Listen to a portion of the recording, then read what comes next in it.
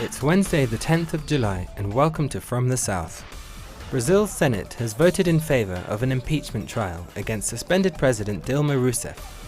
The vote ended at 59 in favor and 21 against. This comes despite months of protest action and strong international condemnation for what is being referred to as a parliamentary coup.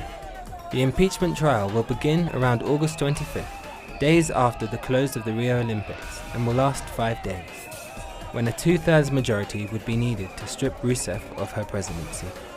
Colombia's FARC guerrillas, along with government officials, completed day one of the tour of 6 regions of the country, in which FARC members will be housed after the peace deal has been finalized and signed.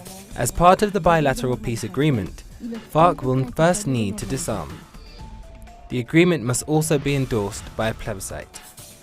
One of Colombia's highest courts has cancelled a 6-year-old ruling that banned Piedad Córdoba, a former Colombian senator and prominent human rights activist, from holding public office for the next 18 years, ruling Tuesday that accusations she had tied to the FARC were unfounded. After weighing Córdoba's situation for 2 months, judges agreed to lift the 2010 ban imposed by Inspector General Alejandro Ordóñez, which had forced Córdoba to leave her position in the Colombian Senate. A new crop of emails have been released to the public, once again putting the spotlight on Hillary and Bill Clinton's private foundation. The email suggests that the Clinton Foundation had influence in the State Department, while Clinton was serving as Secretary of State under President Obama. Clinton has dismissed the claims. A report by the United States Justice Department has accused the police of Baltimore of using excessive force and routinely discriminating against black people. It also found African Americans had been disproportionately targeted. Mayor Stephanie Rawlings Blake responded to the findings by promising speedy reforms. German police have arrested another suspect in connection with an investigation involving a Syrian refugee detained on August the 5th. The arrest came after authorities were tipped off that he was planning a possible Islamist-motivated attack. They also raided the homes and workplaces of 3 others suspected of trying to recruit supporters for the Islamic State group. At least 12 premature babies were killed in a fire that broke out on a maternity ward in a Baghdad hospital. According to Iraqi authorities, the fire was probably caused by an electrical fault. It took firefighters and hospital staff about 3 hours to put out the blaze that engulfed the ward. South Sudan has rejected a proposal by the United States for the UN Security Council to send an additional 4,000 troops to the country.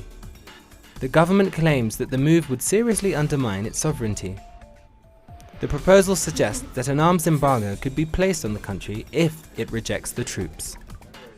The municipality of Jerusalem has drawn up a plan for the construction of 2,200 new Israeli settler units in the occupied West Bank. According to Walla Hebron news site, the project, dubbed Olive Trees District, covers an area of some 50 acres in Gillow neighborhood southwest of East Jerusalem. Palestinian sources confirmed most of the land allocated for the project is under Palestinian private ownership, while 30% belongs to Palestinians living abroad.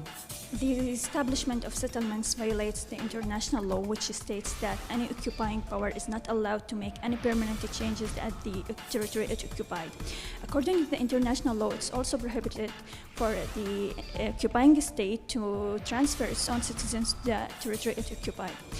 Israel's continuation in expanding the building settlements is violating the international community well to stop such actions. The project contractors recently held a meeting with Israeli officials, during which they called for immediate execution for the Israeli plan. On Tuesday, the Palestinian Foreign Ministry condemned the project, saying that Tel Aviv continues to disrespect the international laws. The ministry also called on the international community to hold Israel completely responsible for Israel's behavior, which obviously obstructs the two-state solution.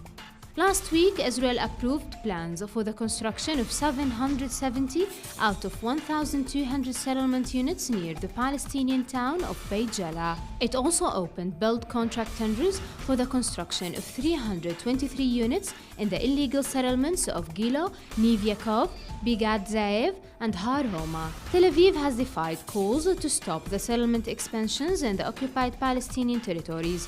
Over 500,000 Israelis live in more than 230 illegal settlements built since Israel's annexation of the West Bank and East Jerusalem during the 1967 war.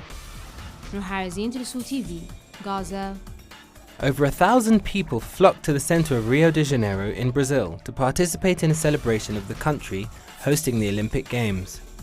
Brazil is famous for its carnival, held in February, but the country is hosting 2 additional carnivals this year due to the Games. More on these and other stories on our website telesurtv.net/English.